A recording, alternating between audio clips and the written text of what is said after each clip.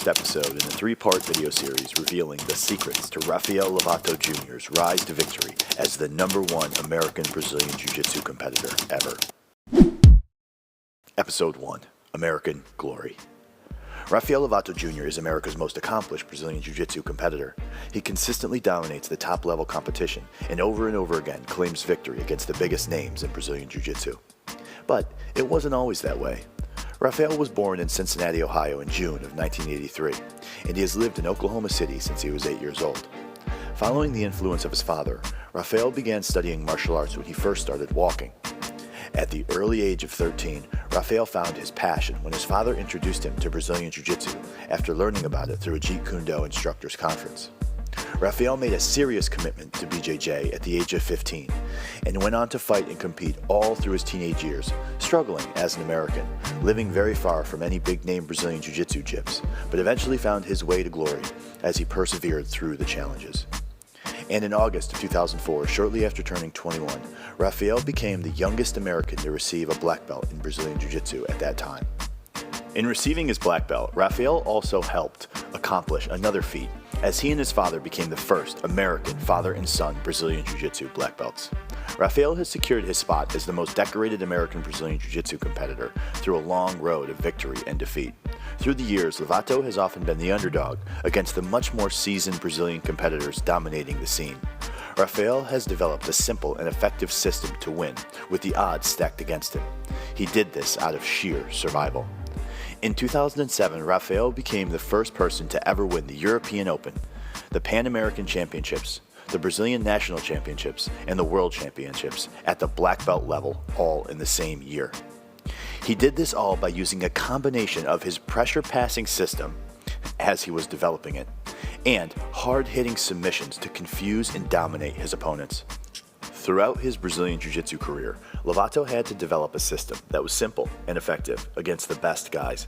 He loved to play top game, and his system has led him to hundreds of victories over the best guys in the world. Rafael is not only an amazing competitor, but he has used his knowledge and simple system to coach his team to victory and has produced multiple world champion students. Rafael has managed to achieve all of these great accomplishments while living in Oklahoma City, without a black belt instructor in his hometown, and being far away from all the major Brazilian Jiu-Jitsu competitions and high-level competitors during his whole Jiu-Jitsu training career. These hardships have helped Rafael understand even more what it takes to become a champion, and the need to develop a proven system to dominate, no matter what the odds. Now, Rafael is the full-time owner, operator, and head instructor of Lovato School of Brazilian Jiu-Jitsu and Mixed Martial Arts, which is one of the top schools in the country, producing BJJ world champion medalists and UFC fighters. He has finally put together a complete coaching program to share this secret that until now has been only available to his close students and has changed the way the game is played. Here, we have an exclusive move ripped directly from Rafael Lovato Jr.'s upcoming Ultimate Pressure Passing System, where Rafael Lovato breaks down the same position that he uses to dominate the top competition.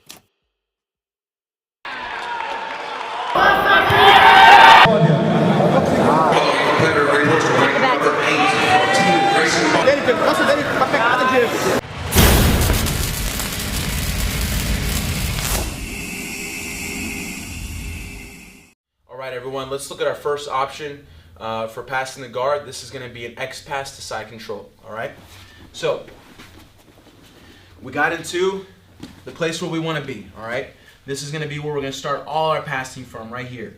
Now, just depending on what grips that he uses, you know, what kind of game he's trying to play, is going to depend on which pass I'm going to go. Alright, so our first option is going to be an X pass, and this is going to work best when he's using upper body grips. Okay, basically my leg is free. My leg that's between his legs is not being controlled in any way. Alright, so I'm nice and low, have his legs neutralized, I have my wall, everything's good. I'm going to get my first hand grip, which is going to be on his pants to the outside of his leg. Okay, just like this, right by his knee.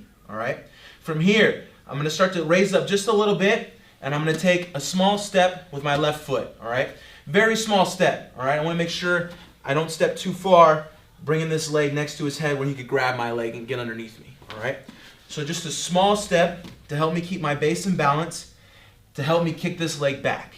Okay, so from here, as I kick my right leg back, I'm going to put some weight on his body with my right hand, all right, so I can keep myself in a good balance, all right? So I'm going to kick my leg back. As I do so, I'm going to guide his leg over to the side just a little bit here, and I'm going to step right back down next to his hip and butt, just so there's no room for his knee to come in, okay? I'm not going to try to circle around really far to where this knee can come back inside, okay? So as you kick, step, kick, guide the leg over. You see how I bring my shin and my foot right back down next to his hip and butt, and I'm going to reconnect the wall, okay, between my right elbow and right knee. From here, he's nice and blocked. He feels this pressure against his body. He's going to want to move that away to generate some space, and as he does that, you see how I fall, taking the head control, okay, with my left arm. Now from here, I can drop down and establish my side control, okay? Let's look at it again from this side. So we get inside here. I have a good wall, my right side, elbow and knee together. I was able to neutralize his right leg, keeping my butt on top of his foot. From here, I get my first grip, okay? Right on the outside of his knee.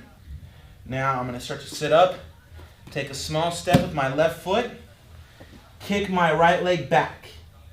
From here, I'm going to guide his leg over just a little bit and bring my foot right back down next to his butt and hip right here, okay? And this is why you'll hear this pass being called the X pass. It's because the way your arms are going to make an X as you step around, okay? Small step, kick back, guide the leg over, right back down, reconnect that wall, okay? So there's pressure against his hip and body. As he moves to create space, we're going to take the head control, drop down, right into our side control. Okay? So one more time, full speed. In, my legs free.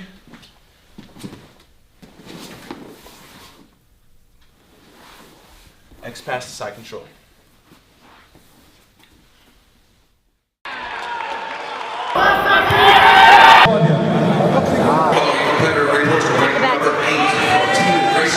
Back.